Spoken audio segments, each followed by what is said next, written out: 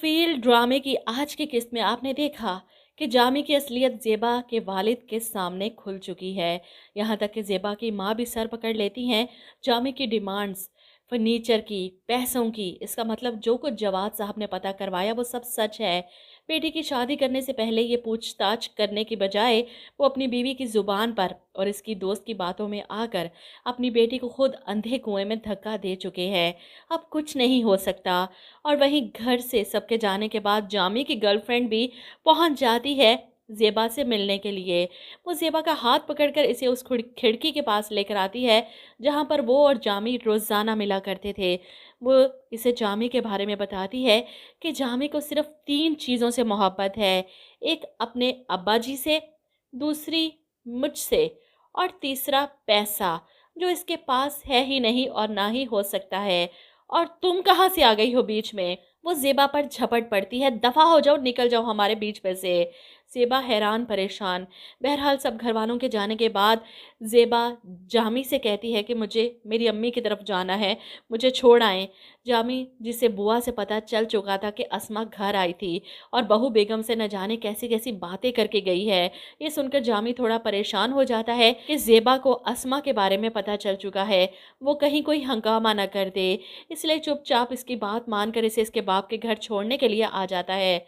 लेकिन रास्ते में ज़ेबा से माजरत करता है कि मैं जानता हूँ अस्मा को ऐसे नहीं आना चाहिए था, वो मोहब्बत में पागल हो चुकी है। मैंने बड़ा रोकने की कोशिश की, लेकिन तुम परेशान मत हो, मैं सब संभाल लूँगा। तुम प्लीज़ अपने अब्बा के घर जिक्र मत करना अस्मा के बारे में। ज़ेबा को तो शदीद गुस्सा आता है जामी पर। पहले अब्बा के 10,000 वापस नहीं किए, ऊपर से अस्मा की बातें और जामी का झूठ। वो गुस्से में घर पहुंचती है। जामी इसका गुस्सा देख रहा है क्योंकि इससे पूछे बगैर ज़ेबा फ़ौरन अंदर चली जाती है और जामी गेट पर ही खड़ा ये देखता रहा। बहरहाल ढीठ बनकर अंदर आता है क्योंकि दामाद के आने पर अनवाउ इकसाम के खाने इसके आगे सजाए जाते हैं जो वो बड़े मज़े लेकर खाता है। इसी दावत के लालच में वो खाने के लिए रुक जाता है और ऐसे में जवाद साहब, जो जामी के बारे में सब कुछ जान चुके हैं और इसी के मुँह से सुनना चाहते हैं, जमशेद बेटा आप करते क्या हैं? अब खाना खाते जमशेद के हाथ रुक जाते हैं और अपने ससुर के सवाल का जवाब देता है कि हमारा होलसेल का बिजनेस है। जिस पर जवाद साहब फिर से पूछते हैं, किस किस्म का होलसेल का बिजनेस है ये और शॉप कहाँ है आपकी? जामी मजीद किसी सवाल का जवाब नहीं दे सकता, इसलिए खाना छोड़कर वहाँ से उठ जाता है। ज़रूरी काम है मुझे ज़रा।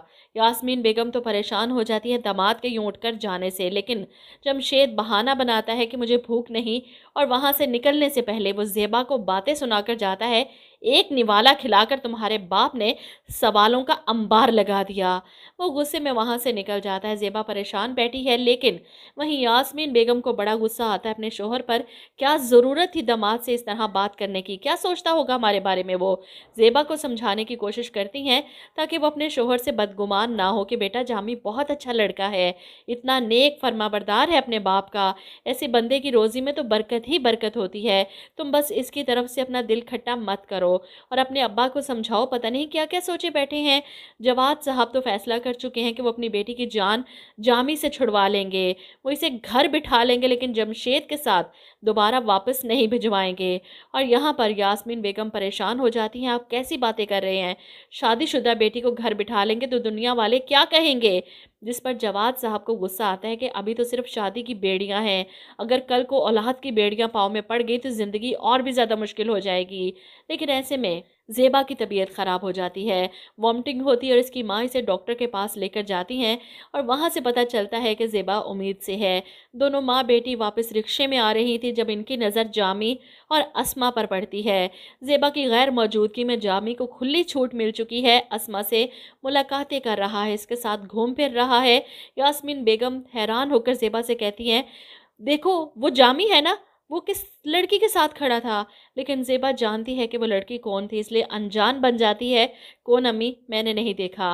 वहीं जामी मौके का फ़ायदा उठाते हुए अस्मा से निकाह भी कर लेता है क्योंकि इस वक्त इसे कोई नहीं रोकने वाला। वो जितना ज़ेबा के वालिद को लूट सकता है लूट कर अस्मा के साथ अपनी ज़िंदगी गुजारना चाहता है।